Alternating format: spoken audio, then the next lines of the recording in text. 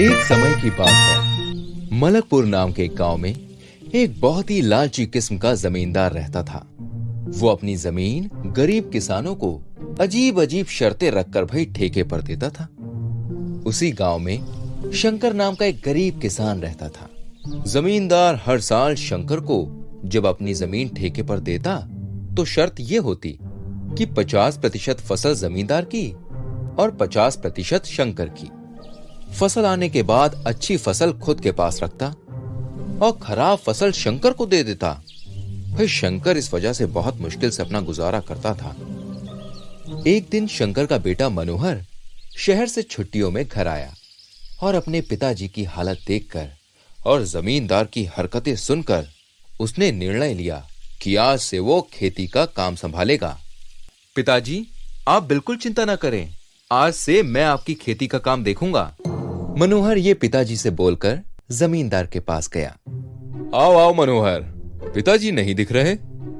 पिताजी की तबीयत खराब है तो अब से मैं ही खेती का काम संभालूंगा। आप बताइए, इस साल आपकी क्या शर्त है? इसके बाप को तो आज तक उल्लू बनाया है, इस बच्चे को तो मैं नचवाऊंगा। चलो अच्छा है मनोहर, इस साल तुम जो भी फसल लाओगे उसके ऊपर का भाग मेरा और नीचे का तुम्हारा।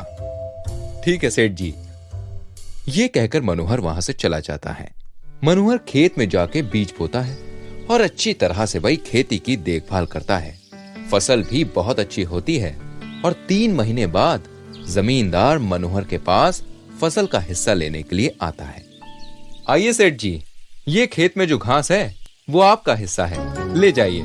इस समय मैंने मूंगफली की खेती की है, आपकी शर्त के मुताबिक ऊपर का हिस्सा आपका। भाई जमींदार को ये देखकर बड़ा गुस्सा आता है और वो अपने मन में सोचता है, ये बच्चा मुझे मूर्ख बना रहा है। ठीक है, इसे अच्छे से सबक सिखाना पड़ेगा। ये सोचकर जमींदार मुंह लटकाकर भाई घर चला जाता है। कुछ दिन बाद जमींदार मनोहर को बुलावा भेजता है। अरे मनोहर, तुझे सेठ जी ने याद किया है।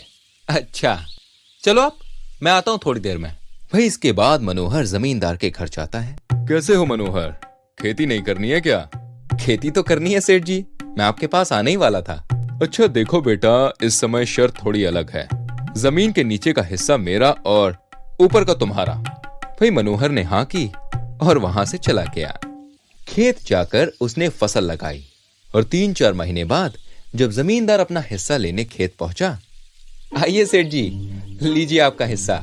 मैंने गेहूं लगाए थे तो शर्त के मुताबिक ये जमीन के नीचे की जड़ें आप रख लीजिए, मेरा ऊपर का हिस्सा मैं लेकर जा रहा हूँ। भाई ये सुनकर जमींदार गुस्से से पागल हो जाता है और मनोहर को कहता है, तुम खुद को बहुत होशियार समझते हो ना, तो अब इस समय भी मैं तुमको मेरी खेती देता हूँ और शर्त ये है कि जमीन के ऊपर का और नीचे का हिस्सा मेरा, बीच का तुम्हारा। बोलो, मंजूर है? हाँ, मुझे मंजूर है सेठ जी, लेकिन मेरी भी एक शर्त है। इस समय अगर आप हार गए तो आप किसी भी गरीब किसान को उसका हिस्सा बराबर दोगे और उसके साथ अच्छा व्यवहार करोगे। हाँ हाँ, मंजूर है। वही 4 महीने बाद जमींदार फिर से खेत में जाता है और मनोहर की गन्ने की खेती देखकर हैरान हो जाता है। लीजिए सेठ जी, आपका ऊपर का और नीचे का हिस्सा। आपको शर्त याद है ना? हाँ बेटा, मुझे माफ कर दो, मुझे मेरी गलती का एहसास हो गया है। अब मैं किसी के साथ कभी भी कोई धोखा नहीं करूंगा।